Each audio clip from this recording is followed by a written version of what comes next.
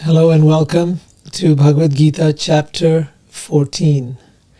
This is entitled The Modes of Material Nature. Now, that's not a term you hear about that often, so perhaps I'll need to explain what Krishna means by that. Let's start off here. So,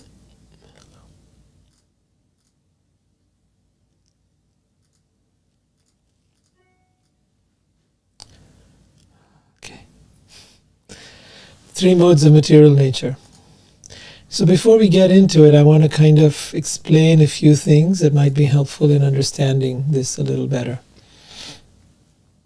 You know how it is that we are affected by certain things. We are affected by, let's say, the weather.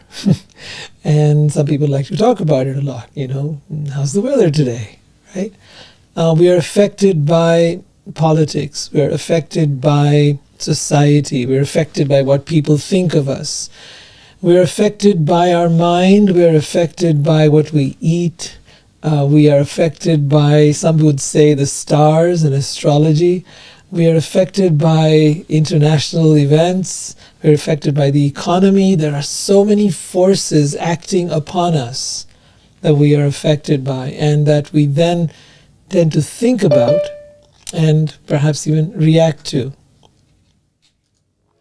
So think for yourself, there's of all the different influences upon your life, from your work to the people you hang out with, to television, to the media. There are so many forces acting upon us. And all of those forces are affecting and influencing how we think, how we feel, how we react, and ultimately who we become in the course of our lives. Everything, every experience acts upon us. Every influence shapes us. And everything that occurs in our lives has a profound impact upon us. Now, Krishna is going to bring these forces together to talk about the consciousness or the state of mind of the individual. When I say consciousness here, I don't mean what people would call pure consciousness in the spiritual sense of the word. But when I'm going to refer to consciousness here, I'm going to be talking about the more like the level of, or rather the state of mind that we're in here. And the modes of nature are sort of energetic forces that act upon our state of mind. So you'll notice that certain people are driven by certain impulses, even from very young age. And that's because of the level of consciousness that they have attained in their previous lifetime. So you become to this world almost in a particular level of consciousness. Some people come to this world very clear that they want to be something. They want to be rich. They want to be famous. They have like a sense of purpose driving them. For others, it's about, I want to get married and I want to have a family. I want to be able to, have a good life. I want to just have fun. I just want to enjoy, so there's that.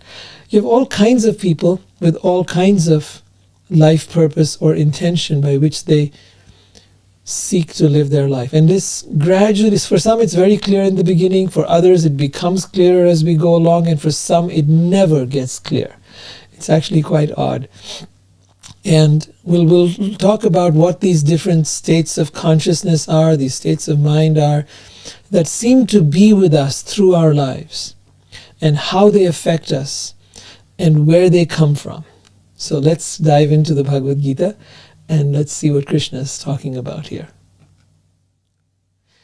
So, give me a moment, we'll fix that up again. Here he's saying that Bhagavan Sri Krishna says that there are particular forces that affect us. And he says, I shall declare unto you this supreme wisdom,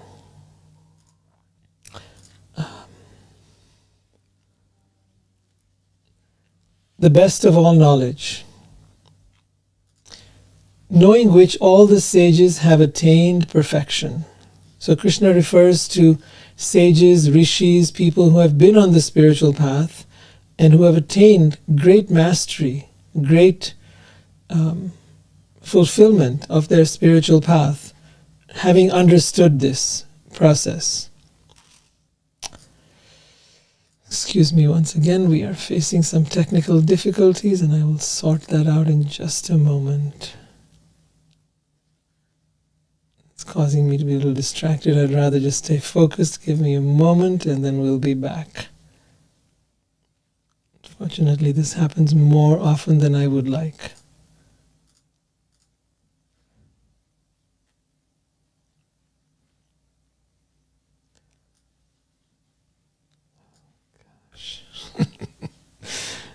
Okay.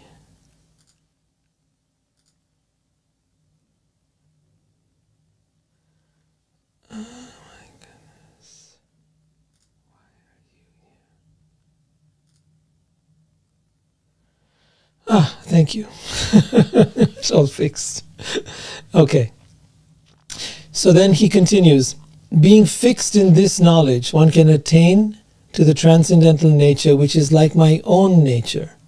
Thus established, one is not born at the time of creation nor disturbed at the time of dissolution.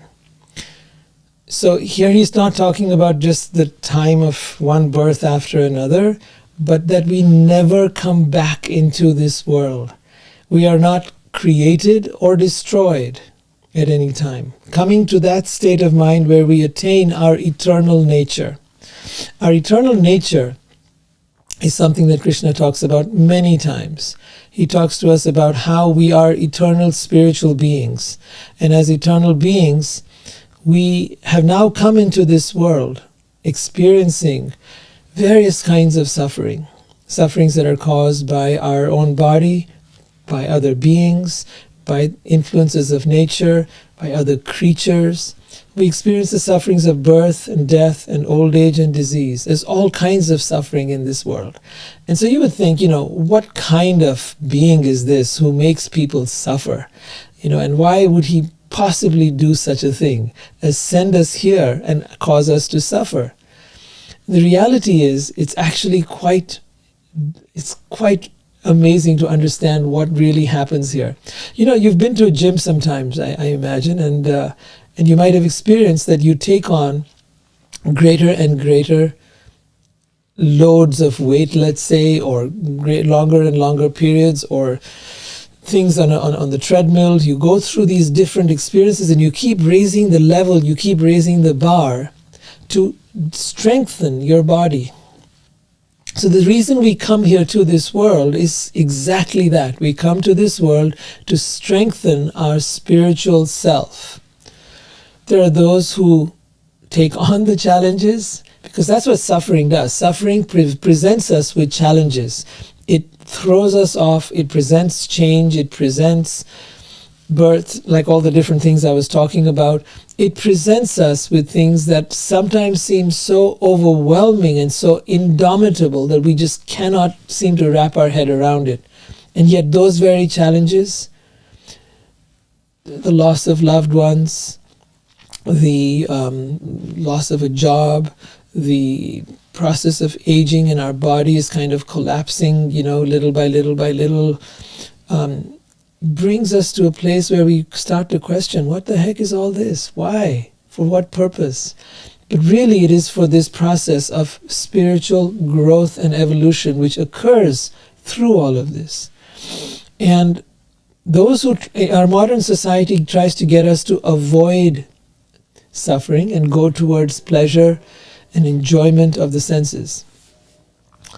But that only makes us weak. And you'll see, by and large, those who seek to enjoy their senses, whether that is just, work hard and then play hard, or whether that is really hedonistic enjoyment, what happens is their spiritual growth generally becomes greatly diminished. Their ability to take on the challenges that life throws at them becomes greatly diminished. The more we seek to escape suffering, whether through drugs, or whether through money, or whether through fame, or whatever other pathway we choose, the more we try to avoid suffering, the weaker we get.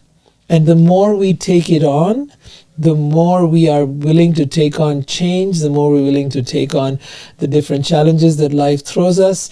And we do it with willingness, and we do it with like, all right, I can do this, a sense of confidence in ourselves.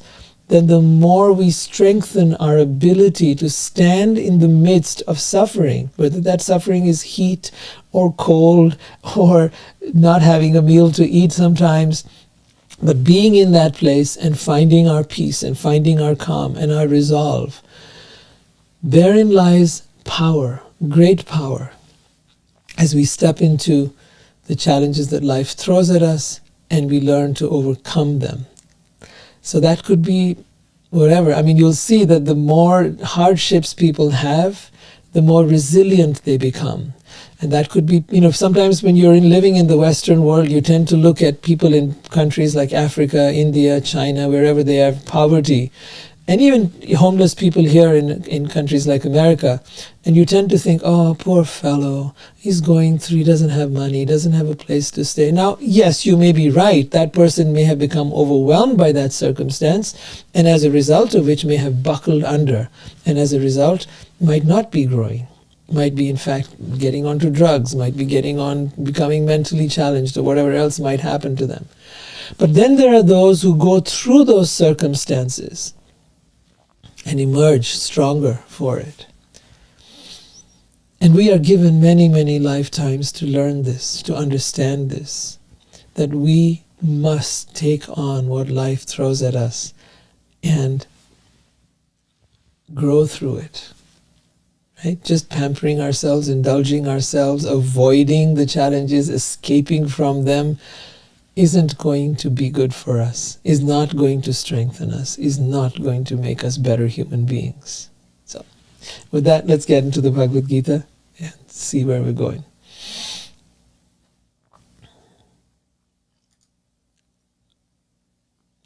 By becoming fixed in this knowledge, Krishna says, one can attain to the transcendental nature, which is like my own nature. Thus established, one is not born at the time of creation, nor disturbed at the time of dissolution. So in other words, one gets out of the cycle of birth and death, out of the material world. You've graduated. You no longer need to be here.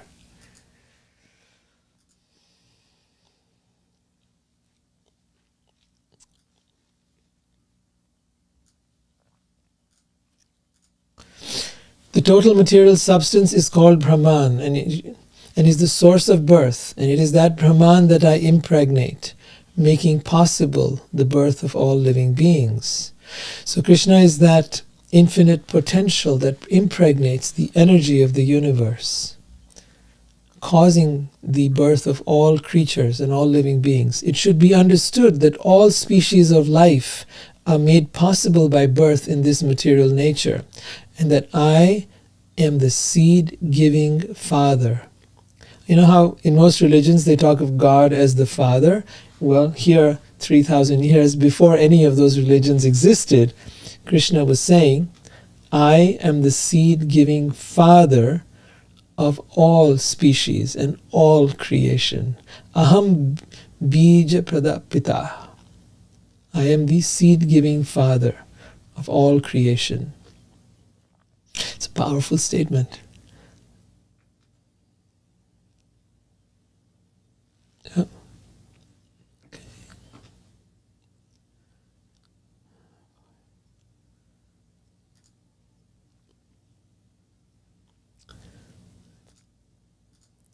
Material nature consists of three modes: goodness, passion, and ignorance. When the living entity comes in contact with nature, he becomes conditioned by these three modes. The mode of goodness being purer than others. So I think I want to give you now the Sanskrit names for these. The mode of goodness is called satva gun. Being purer than the others is illuminating, and it frees one from all karma or sinful reactions. Those situated in that mode develop knowledge, but they become conditioned by the concept of happiness. In other words, they have very little suffering, they have very little pain compared to the rest of the world, and they can become very complacent in that. right? So there is a downside to it too.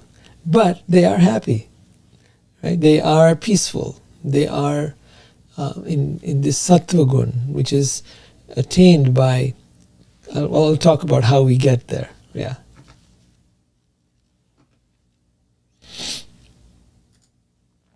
The mode of passion is born of unlimited desires and longings, and because of this, the embodied living entity is bound to material karmic actions.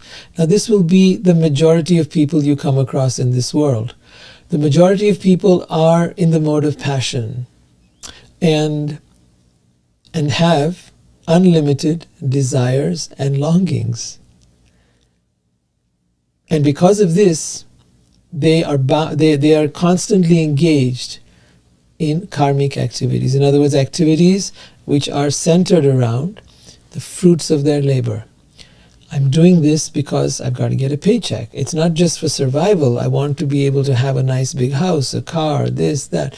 Unlimited desires and longings. Now, what happens with our unlimited desires and longings? Yes, we may achieve them, and sometimes we may not. But even if we achieve our material longings and desires, the problem is that they never satisfy us. No matter how much we attain, no matter how much we have, we are never content or satisfied. And that is the tragedy.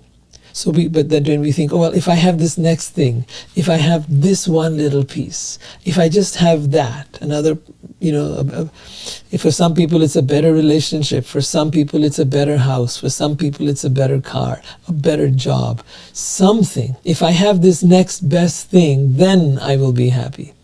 But the problem with the mode of passion, or Raja Gun, Rajas is the short word, R-A-J-A-S, the problem with the mode of passion is that it is a never-ending treadmill.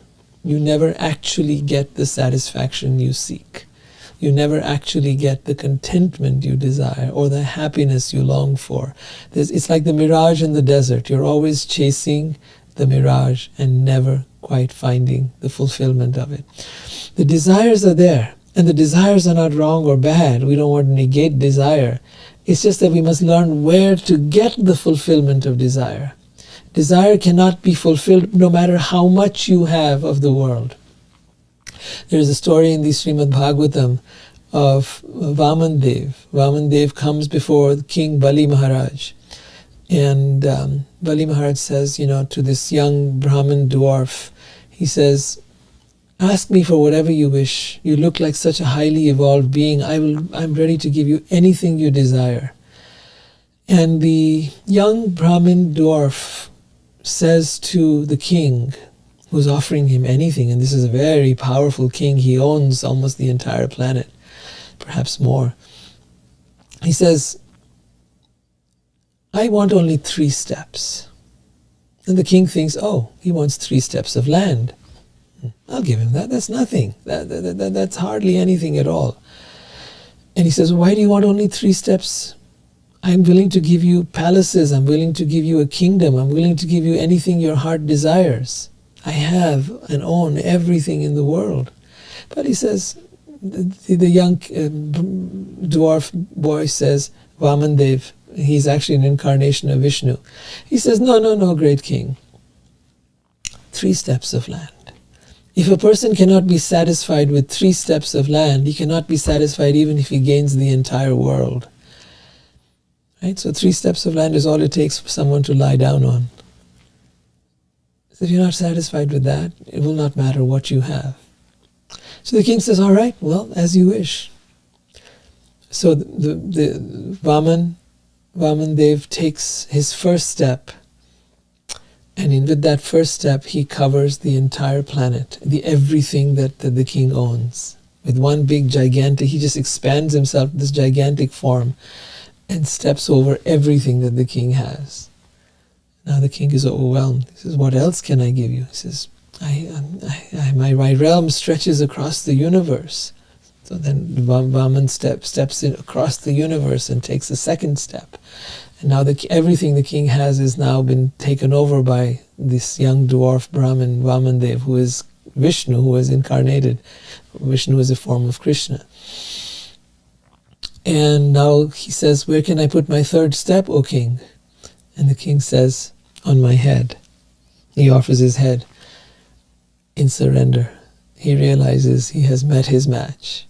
And so Vaman places his foot on the head of the king and blesses him with his presence. In this way, he exhibits one of the most important qualities of understanding that no matter how much we have in the world, we will never be content. It will never be enough. Even if we have the entire universe, it will not be enough. We will never be content. Real contentment, on the other hand, is found within. What we've been seeking for all our lives, all over the world, in all kinds of things, lies within us. It is hidden, concealed within us. Within us lies the most incredible gift of all, ourself. This self is a tiny fragmental part of God, an infinitesimal part of God. And it is what we have been seeking all along. And as we dive into it through processes of meditation and devotion, as we dive into that self, we begin to taste the sweet nectar of what we've been looking for all our life, are the happiness, the love, the peace, the contentment. All of that lies right here. We've been looking for it all our lives. Like a person looking for their keys all over the house, maybe even other places they went to, but then they discover, oh, my keys were in my pocket or my purse all along. It's just like that. So coming back to the Bhagavad Gita,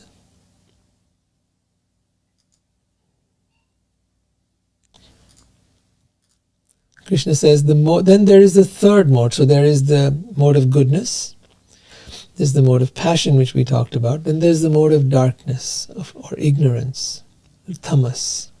The mode of darkness causes the delusion of all living entities. The result of this mode is madness, indolence, and sleep, or you could say depression and lethargy and lack of desire to do anything.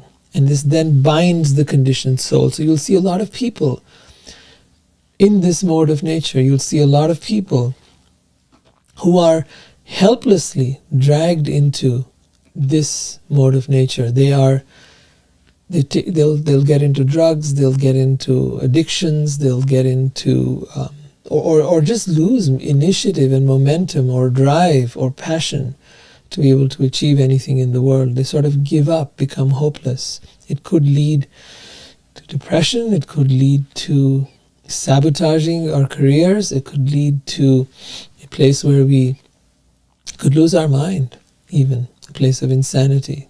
So all of this is under the mode of tamas, tamagun, as it is called.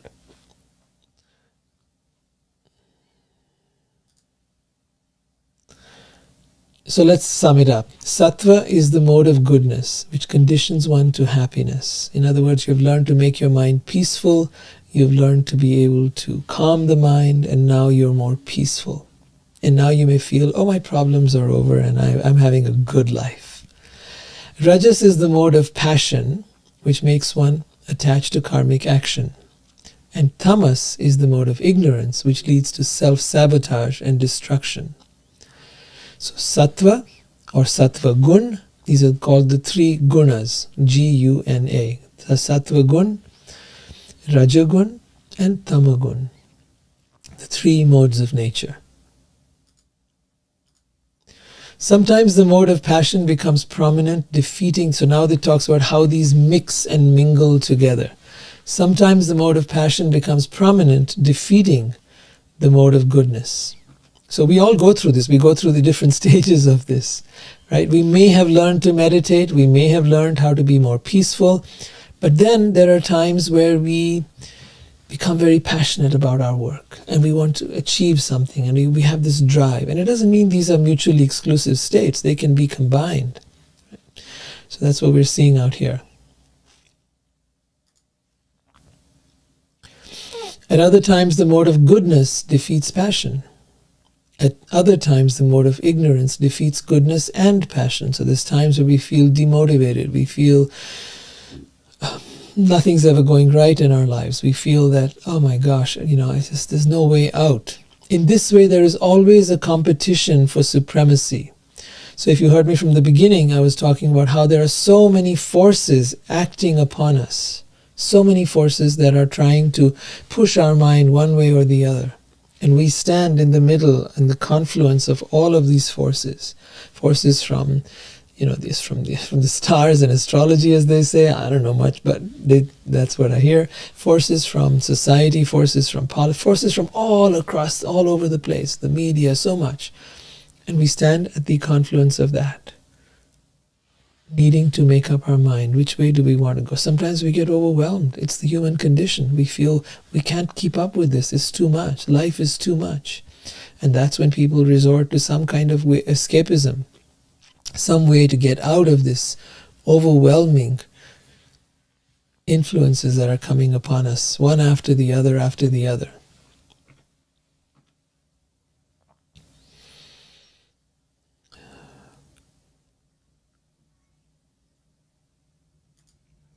The manifestations of the mode of goodness can be experienced when all the gates of the body are illuminated by knowledge. The gates of the body refer to the eyes, the mouth, the ears.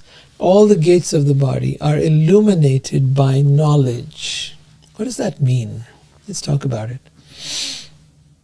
So, our senses can be engaged in pursuing desires, because that's how they get you, right? It's through your senses that they get you.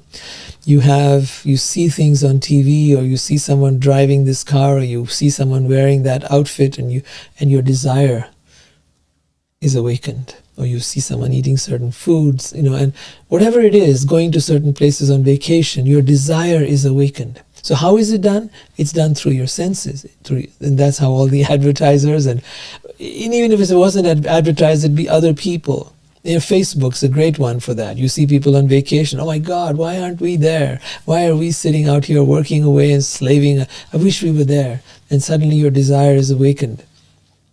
You think their life is so good, but your life is not. And all of this kind of comparison starts to happen.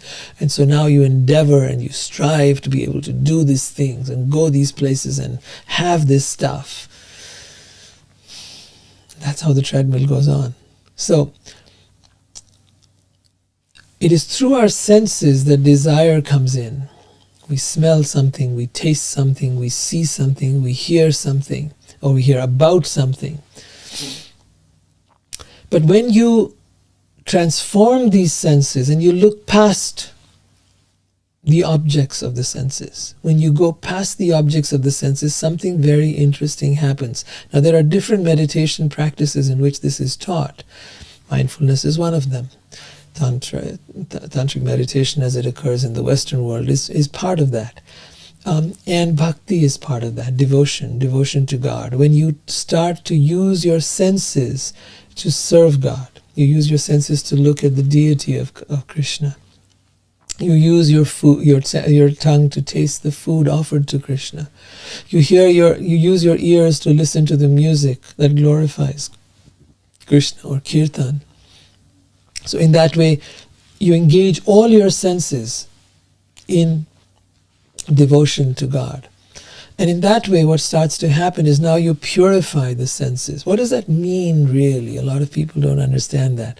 What it means is that you're actually using the senses to dive deeper into the experience of God. What do I mean? Let's clarify that too. You see, this universe is made of energy. That energy is behind the objects of the senses. We think it is the objects. We think, for example, let's start with food. We think it's the food that we're actually enjoying. We think it's that person who we meet and we get intimate with, and that's what we're enjoying. We think it's that place that we go to that we're enjoying, but actually it's none of the above. When you are in communion with any object of the senses, any of your desires, I don't know, there might be some exceptions, but the majority of things that I can think of, when you are deeply present to them, when you are deeply focused on them, you're attentive to them. Like, you could be in the most beautiful place in nature, but if your mind is elsewhere, at work or whatever else, or in some problem or something someone said to you that hurt your feelings, now you're no longer present and you're no longer enjoying, right? No matter if it's the most beautiful place on earth. Or you could be with the best person on earth. You could be the most beautiful, intelligent, wise, and amazing person. But if you're caught up in what this person said and what they did, and you're caught up in your ego, you're not going to enjoy their company. Right? You're going to be totally overwhelmed with your own thoughts and your own emotions, and the best of things will escape you. So, when you go past all of the layers of the mind and the senses, and you become deeply present to the things of life, the things of nature or people, you come to a place which is almost meditative. You've focused your attention deeply on something. You've become totally present to it. What happens then is you unlock the energy contained within it. You go dive deep into it, and you unlock the energy that is present within matter. That energy is the energy of God. You are tasting, touching, feeling, experiencing God through your senses now. And that is the thing that we actually long for. That is why we enjoy certain foods, or like to go on a vacation, or enjoy being with a certain person, because in the presence of that place or thing, we enter into this divine communion. So in fact, what we are seeking is God. And then the more you learn to do that, the more you learn to do it consciously and deliberately, the more easy it becomes, and more sort of you create the pathways you need in your brain to be able to access that state easily and effortlessly. If you have questions about that, let me know. I'll be happy to answer and clarify that. Let's continue with the Bhagavad Gita.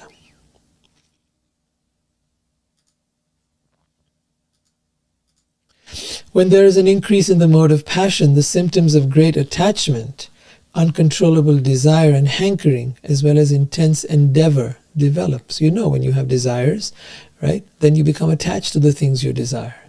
To have it, there's uncontrollable desire and hankering, then there's attachment to the things you do have, or the attachment to even getting them, and then there's intense endeavor to be able to. Our whole life is wasted in this endeavor. Our whole life is spent in trying to get these things and to prove our worth through them. Behind all of our stuff is this egoic need to prove our self-worth. But your worth is such an important topic to take up. If your worth is dependent on things, then when the things are gone, you are worthless. It is the things that were worthwhile, not you. If your worth is dependent on your looks, then when your looks are gone, you become worthless, because you never really found true worth. If your worth is dependent upon your job, then when your job is gone, and at some point it will be, you've become worthless.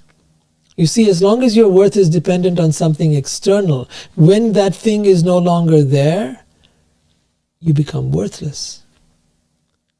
So worth is either going to be external, or, here's the alternative, internal, intrinsic or extrinsic. When worth is intrinsic, then no one can take it away from you. When worth is in your soul, when your worth is who you are, your true essence, your soul is what is of absolute worth. It is the priceless gem that no one can take away from you, because this can never be lost. Neither age, nor time, nor economic collapse. This is your greatest wealth, that which lies within you. And when you have found it, I've often said this to people. I said, if you gave me billions of dollars and said, give up this presence of your soul, this thing that you experience within you, I would say, sorry, I'll take the billions of dollars, but I will not trade this. There is no trade here. There is absolutely no letting go of this. This is the greatest treasure of all. That which lies, and it's not intellectual. Once you feel it, you experience it, you know, there is magic within you. There is beauty within you. There is wealth within you. The wealth you've been seeking was within you all along. This is your fame and fortune. This is everything that you ever desired, right? So we must develop that kind of understanding.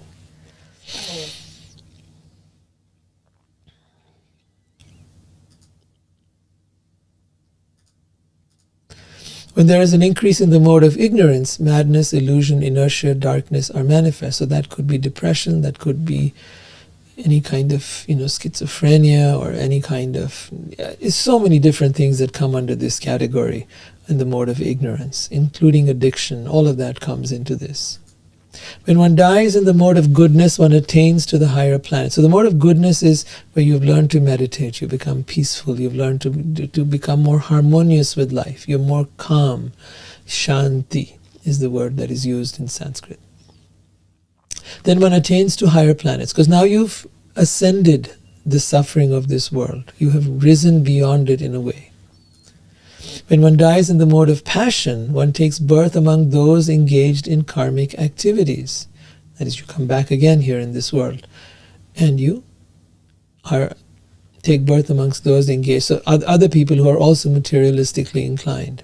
When one dies in the mode of ignorance, one takes birth in the animal kingdom, because you're not really utilizing human life. Human life is meant to be utilized for spiritual growth. And when we don't use it for spiritual growth, when we waste our human life simply in unable to manage what it is to be human, unable to manage our mind, unable to manage our thoughts and emotions, unable to manage being human, well, then maybe it's time for us to take a few steps back, go through the animal kingdom, learn a little more about how we need to grow and evolve and come to this stage of being human. The human form of life, it is said there are 8,400,000 species, of which 400,000 are considered human species, or human-like, humanoid species. I don't think they're all on this planet. I think they're also on other planets. And according to the Vedas, some of them are far more intelligent and far more beautiful and far more wonderful than what we have on this planet. But in any case, that's another topic. And so those who have come to the mode of goodness now are elevated to the higher planets. And those who have misused the human form of life then go back into the animal kingdom.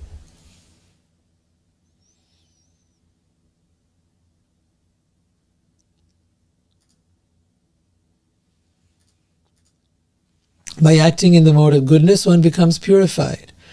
Works done in the mode of passion result in distress. Actions performed in the mode of ignorance result in foolishness. From the mode of goodness, real knowledge develops. From the mode of passion, greed develops. From the mode of ignorance come foolishness, madness, and illusion. Those situated in the mode of goodness gradually go upward to higher planets. Those in the mode of passion live on the earthly planets, and those in the mode of ignorance go down to hellish worlds. So there are hellish worlds means not some hell where people burn forever. No, that's not what the Gita talks about. It talks about the idea that there are places where there is greater suffering, just like even on this planet, there are places where there is greater suffering, greater poverty, greater suffering. And there are places where there is less suffering, more comfort, more ease. Like in the Western world, you might say, generally speaking, might have that. And then there are other poor countries that are more, so they're more hellish than what you experience in the Western world, for example. But then again, the Western world has its own hellish aspects as well. And many people in those places where there is great poverty have actually found peace. They have transcended that. They have learned to go beyond this situation. Not everyone, certainly not. Right? So hellish worlds could often be that. There are also considered planets that are more hellish and more planets that are more heavenly. Again, based on the degree of suffering, but not about fire and brimstone and all that kind of stuff. No.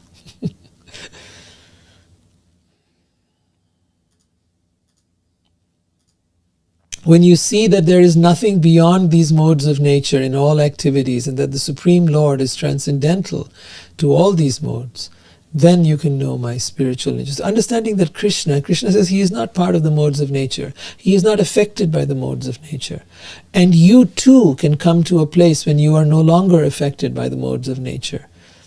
What that means is that you are no longer affected by the circumstances that life throws at you. You're no longer affected by, no matter what happens, you're able to maintain your equanimity. That's the place we need to get to.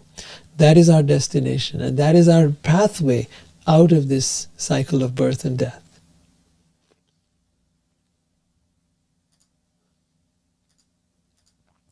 When the embodied being is able to transcend these three modes, one can become free from birth, death, old age, and their distresses, and enjoy nectar even in this life. I want to tell you this. This is not something so far away or so difficult to attain as it might seem. You may think, oh no, this is not possible. Only a few people can get there. I suffered that delusion for a long time. But I'll tell you this, that yes, there are two ways. Either you get into serious spiritual practice and you really devote yourself to that, and you will see this place come about where you are no longer affected by the situations of the world. Or you really go into, this is where bhakti comes in, or devotion comes in, is you really go into a place of surrender with God, knowing that, hey, I don't have this capability, I am not so devoted, I am not so smart, I am not so capable. I implore you to support me, to help me. And if your plea is genuine and heartfelt, if your devotion is complete, what is devotion really? Is you give all of yourself to God. And you know what happens? This is what Meera said. She says, the bargain was very cheap. It was a great deal I got. I gave all of myself to Krishna, and he gave all of himself to me. That was it. She was filled by his presence. And being filled by his presence, she overcame all of this without any struggle. So yes, there is the yogic process. You can learn, you can meditate, you can do all the different things, or you can just simply fall in love with God. And it's even falling in love with God. Remember, I'm saying that. I'm not saying it's about some rituals. I'm not saying it's about worshipping some deity. Those are learning processes along the way in bhakti. There are different processes, Navada Bhakti, where you listen about Krishna, where you speak about Krishna, where you worship him, where you chant, and where you immerse yourself. But ultimately, it comes down to Sharanam. When you surrender to Krishna, Shri Krishnam Sharanam Mama, when you come and you surrender to him, your heart, mind, body, and soul, you say, I am yours and you are mine. You claim that place. From that place, and if you are sincere, and if you are committed, and if you are devoted with that understanding, then what happens is, he fills you with his grace.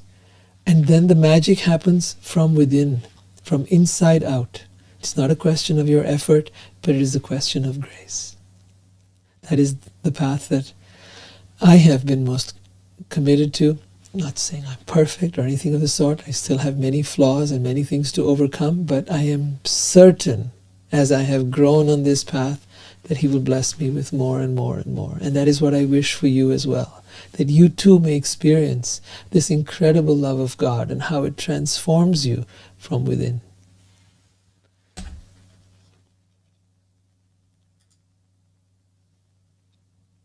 So that's what he says. You will become free from the distresses of life and enjoy nectar, this inner sweetness, even in this life. Arjuna inquired, Dear Krishna, by what symptoms is such a person, is one known who is transcendental to these modes? Right? Those who has transcended the three modes of nature. What is his behavior and how does he transcend the modes of nature? Bhagavan Sri Krishna said, one who does not hate illumination, attachment, and delusion when they are present, nor longs for them when they disappear. So remember, these are the three modes that he's talking about. Illumination, which is when a person who is in the mode of goodness is very illuminated. They have wisdom, they have knowledge, they have read the scriptures, they have meditated, they have prayed, they have done all kinds of things. But then there'll come a time where that illumination is not there, and you'll go through perhaps a dark night of the soul or something like that. Maybe at that point you become very attached because someone you love, you've lost that person, and now all your illumination is gone, all your wisdom all your knowledge is gone, and you're in the throes of deep attachment, and you may go through that. Or you may go through a delusion. No matter what you go through in the three modes of nature, You neither long for them nor lament when they disappear. You're not attached to them. Who is seated like one unconcerned, being situated beyond these material reactions of the modes of nature, who remains firm, knowing that the modes alone are active. So it's the modes, the ups and downs of life. It's like being in a boat, right? And in that boat, the boat is being tossed up and down by the waves. But you're there, steady, navigating through the waves onto the other side, to the shore. It's the same way that we navigate through this world. Once we're able to realize, hey, I get to control my mind. My mind doesn't need to be controlling me. I get to direct it. I hold the rudder of the boat that I'm in, of life. I determine what I think, what I feel, how I react. Once you take charge like that, then the waves of life cannot knock you over. You're no longer attached to either peacefulness, nor are you attached to achievement or ambition, nor are you attached to any kind of, feelings of hopelessness or low self-esteem or any of that stuff. You're not attached to any of it. Such a person is said to have transcended the modes of nature.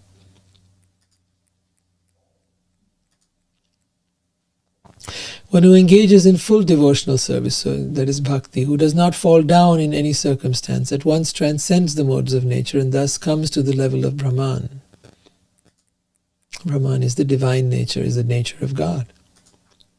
I am the basis of impersonal Brahman, which is the constitutional position of ultimate happiness and which is immortal, imperishable, and eternal. So, this energy that is in the universe, the energy of the universe, Sri Krishna says again here, I am the basis of this Brahman, this impersonal, this energy, which is the constitutional position of ultimate happiness. So happiness does not come from the things we desire, but rather from Brahman. Happiness is derived from that nature, from this divine presence that is everywhere. That is the actual source of happiness. And not just of temporary happiness, but of immortal happiness, of imperishable happiness, eternal happiness. And that's what we all want.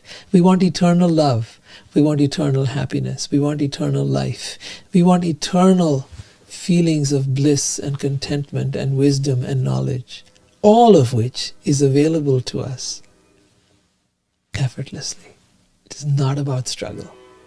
So I'm going to open this up for some discussion. I'd like to hear your thoughts, your views. I'd like to hear what you think. Give me a moment. I'll get things set up for that. And let's... Okay, one moment. Okay. And... Right. Okay, so your thoughts about all of this. I'm going to open it up for questions.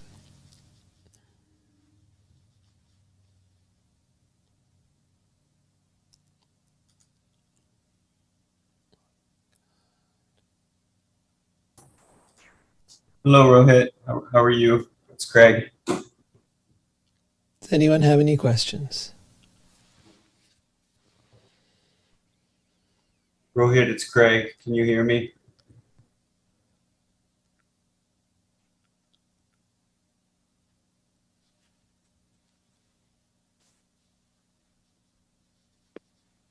I have a question. Is all suffering ignorance? Octavio, did you have a question? Yeah, can you hear Craig? me? Can you hear me? Please unmute yourself if you do. Hello?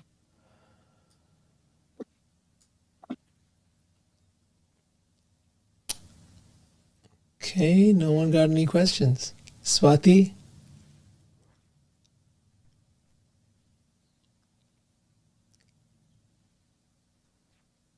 Hi, Craig. Yes. Your thoughts?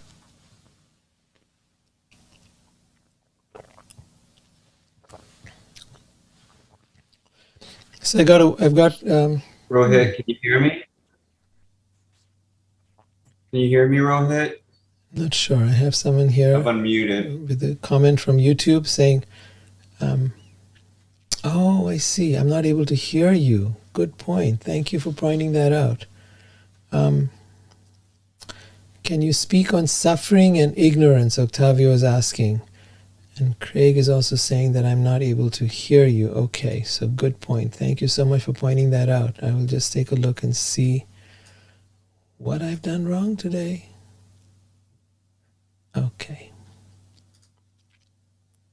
No, this should be working. Okay, just let the questions come in through text and I'll try to answer it from there. Can you speak on suffering and ignorance? So yeah, I started off talking about suffering and ignorance, and let's talk about the connection between the two. Suffering is a product of the mind. Pain, as someone said, is inevitable, but suffering is optional.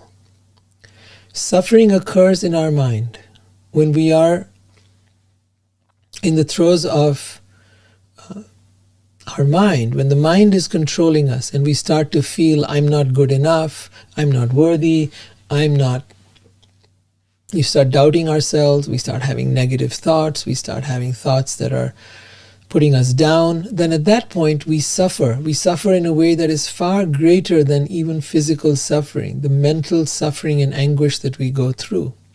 We suffer when someone tells us something and then, they say something that is hurtful to our ego. They say, oh, you're such an idiot, let's say, for example. And there could be all kinds of things people say, but I'll just take a simple one like that. And what happens then? Our ego is upset. Our sense of self is, our egoic sense of self is disturbed. And at that point, we want to defend ourselves. What do you mean? How dare you say such things to me? How dare, don't talk to me like that. I don't want to be your friend. And so we get really worked up and might not want to talk to this person, or might want to avoid them, or might feel hurt, might feel sad. And now we're suffering. We're suffering. Why are we suffering? Because we're identified with this ego. This ego is who we think we are. And somebody has just attacked who you think you are. Therefore you suffer.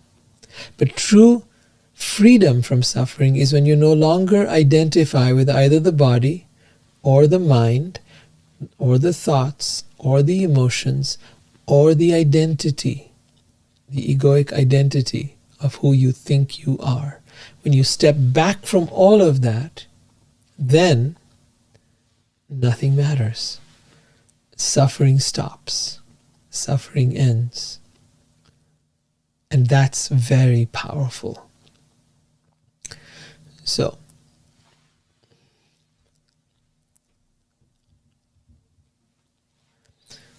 question from Craig. What are your thoughts on the combination of Bhakti and Rajas yoga, also known as also having a devout meditation practice and combining with kirtan mantras and developing devotion to God moment to moment? Okay, there seem to be a few questions in there. What are your thoughts on the combination of Bhakti and I think you're trying to say Raj Yoga. Raj Yoga is very different from Rajas. Rajas is the mode of passion. Raj Yoga is considered, there's another term for it, which is like the king of yoga. Raja refers to king. Rajas is different. So in case but if you combined Bhakti and Raj Yoga, if that's what you're saying, is that correct? Can I get your point on that? Yes, Raj Yoga. All right. You can definitely combine these things. You can combine Gyan Yoga, that is knowledge, with Bhakti. You can combine Ashtanga Yoga with Bhakti. The idea is to bring these together. A lot of people see them as mutually exclusive. They think, oh no, there's only one way. There's only one way. But this is very much a Abrahamic religions kind of way of looking at things. Personally, I take inspiration from everywhere. I take inspiration from Bhakti, from Sufis, from Ashtanga yogis, from people who practice mindfulness and Buddhists.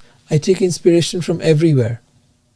from psychologists, from philosophers, wherever you can find gold, that's the saying, wherever you can find gold, take it, right? Wherever you find nectar, drink it. Wherever you find wisdom, allow it to percolate. And the main thing is this: it's not just about reading things. It's just not about believing things. It really does not matter whether you believe in what I say or I don't say, whether you believe in Raja Yoga or Bhakti Yoga or any of these things. It doesn't even matter whether you do the processes that are recommended in there. Even that is not important. Even the processes, ultimately, there is a state of mind that needs to be arrived at. And if you are not arriving there, then no matter which process you're applying, you're not getting there. It doesn't. So for example, if I want to get from, say, San Diego to LA, now I go on a bunch of roads, but those roads, they don't take me to LA. My destination is LA. So in this case, in this example, if that's my destination and the roads I'm taking don't take me to my destination, then I need to find the road that gets there, the most direct road that will take me there in the shortest amount of time. So that's the struggle. All the kirtan, all the mantras, all the devotion, everything else ultimately must lead to the destination. And the destination, that's why I keep going over and over those different pointers that Krishna is giving us of the symptoms of an evolved being. Those are the symptoms that we are all capable of. So never doubt that. Never think that, oh, only some people can get there. Every one of us can get there, right? We all have that in us. We are all spiritual beings. We are all perfect in our soul. What we are doing is we are releasing the coverings of conditioning that are blocking us from experiencing who we are. So that which is blocking us might be the mode of ignorance, or the mode of passion, or even the mode of goodness. As we free ourselves from all of these, we're able to experience our true divine nature. And as we experience that divine nature, we now become indifferent or unaffected by the modes of nature. I'm not saying, again, I will take on challenges deliberately. If I can meditate in a quiet place, then I used to do this. If I can meditate in a quiet place and find my peace there, all right, now I want to go to the next level and do it in a noisy place. And then can I do it in a crowded place? And then can I do it in an extremely crowded place where people are shoving and pushing? Can I? So all different experiments, these are the kind of experiments you take on to raise your capability and your ability to challenge yourself further and further and further. If you do that, keeping the goal in mind, then you will come, then you will get there. As I said to you, you can do it by your effort or you can do it through surrender. Those are really the two main things to keep in mind. That's what he talks about in the 12th chapter of the Gita. The one who surrenders unto me, I pick him up from the ocean of birth and death. But otherwise, you're most welcome to do it through all this. So just keep in mind, don't get lost in... I've come across so many people who have, on both sides of on all sides of the fence, the atheist, the person who thinks that God is simply energy or Brahman, the person who studies all the scriptures, the person who chants and meditates a lot. I've come across all of these people. And I've seen something in common. They are often really mean, nasty, unhappy, and not quite making the progress that they want to make. A, they don't have an idea of what it is they're actually trying to get to. They're just doing the routines and the rituals. And B, even if they do know how to get there, they don't have any proper guidance on what to do. Guidance on how to get there can only be given by someone who is there, or to whatever degree a person is there, they can take you to that place, or they can at least help you, at least they can navigate, they can show you the way, see that you're going right, whether you're getting there or not. I can't say that I will take someone to the ultimate place, the highest level, because that's not where I'm at. But I can take you to the level that I've come to, and that's the most that one can offer. So keep in mind, one of the biggest qualities that you'll find in someone who has attained any level of spirituality is that they recognize how little they know and how small they are. And that's usually a good indicator that will get you in the right direction. The person who thinks he knows has plateaued. The person who thinks they know that they've attained it are usually pretty dead inside. Any more questions? I mean, dead inside meaning that they've sort of like, you think you've arrived, you think you know, then that's where the plateau is. Ultimately, this journey is vast and infinite.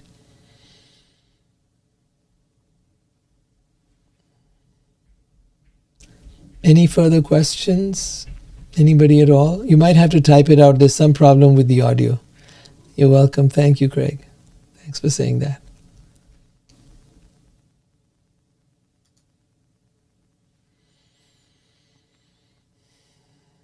All right. Sorry I could not have have all of you speaking because I don't know what I've done wrong, but I hope to be able to sort that out somehow. All right, you'll have a wonderful night, and I will see you next week. Take care. Jai Shri Krishna. Hare Krishna.